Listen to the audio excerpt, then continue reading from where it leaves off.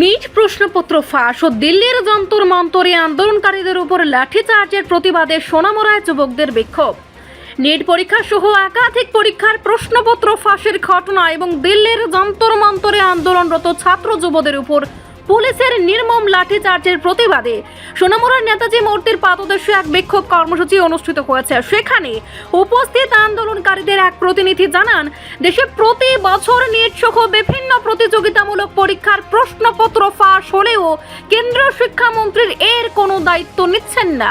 প্রশ্ন ফাঁসের জেরে হতাশায় ভুগে এ পর্যন্ত প্রায় 22 থেকে 23 জন শিক্ষার্থী আত্মহত্যা করতে বাধ্য হয়েছেন বলেও তিনি অভিযোগ তোলেন। আন্দোলনকারী প্রতিনিধি আরও উল্লেখ করেন যে দিল্লির যন্তর মন্তরে সোনাম ওয়াংচুকের নেতৃত্বে চলা শান্তিপূর্ণ আন্দোলনে পুলিশ লেলিয়ে দিয়ে শিক্ষার্থীদের রক্তাক্ত করা হয়েছে, যা অতীতে ব্রিটিশদের শাসনকালেও ঘটেনি। তিনি সাফ জানান, এই অন্যায়ের প্রতিবাদে শিক্ষামন্ত্রী ধর্মেন্দ্র প্রধানকে অবিলম্বে পদত্যাগ করতে হবে। দিল্লির যন্তর মন্তরে চলা আন্দোলনকারীদের পাশে দাঁড়িয়ে সোনামুড়া থেকেই এই লড়াই চালিয়ে যাওয়ার অঙ্গীকার ব্যক্ত করেন যুবকরা। সাংবাদিকদের প্রশ্নের জবাবে আন্দোলনকারীরা স্পষ্ট ভাষায় জানিয়ে দেন, এটি কোনো রাজনৈতিক দল বা নির্দিষ্ট সংগঠনের বিষয় নয়। সাধারণ শিক্ষার্থীদের উদ্যোগে ও মানবিক তাগিদে তারা এই প্রতিবাদে সামিল হয়েছেন। শিক্ষামন্ত্রীর পদত্যাগ না করা পর্যন্ত তারা এই আন্দোলন চালিয়ে যাওয়ার হুঁশিয়ারিও দিয়েছেন। আপনারা জানেন, প্রতিনিয়ত প্রতি বছর নিট পেপার সহ বিভিন্ন প্রশ্নপত্র প্রতি বছর পেপার লিক হচ্ছে, কিন্তু এরপরেও শিক্ষামন্ত্রী এর দায় নিতে ব্যর্থ। শিক্ষামন্ত্রী এর দায় কোনো প্রকার নিচ্ছে না। আপনারা দেখেছেন নিট পেপার লিকের কারণে কত মায়ের বুক খালি হয়েছে।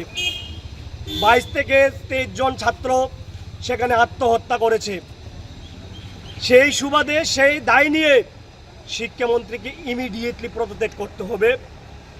এবং গতকালকে দিল্লির যন্তর মন্তরে ছাত্রদের যে শান্তিপ্রিয় আন্দোলন সেখানে চলছিল, সেই আন্দোলনে নেতৃত্ব দিয়েছিলেন সোনাম ওয়াংচুকজি।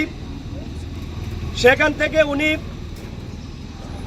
আমরা তৎসময় দেখেছি, যখন ইংরেজরা এই দেশ শাসন করেছিল, তখন সেখানে দিল্লির যন্তর মন্তরে যখন গান্ধীজি সেখানে অমরণ অনশনে বসেছিলেন, সেখানেও ইংরেজরা পর্যন্ত এসে সেখানে আলোচনার মধ্যে বসেছিল।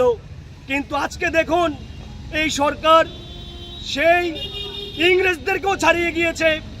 সেখানে ছাত্রদের সাথে কথা না বলে সেখানে ছাত্রদেরকে পুলিশ লেলিয়ে দিয়ে সেখানে ছাত্রদের মাথা থেকে শুরু করে পা পর্যন্ত ফাটিয়ে দিয়েছে।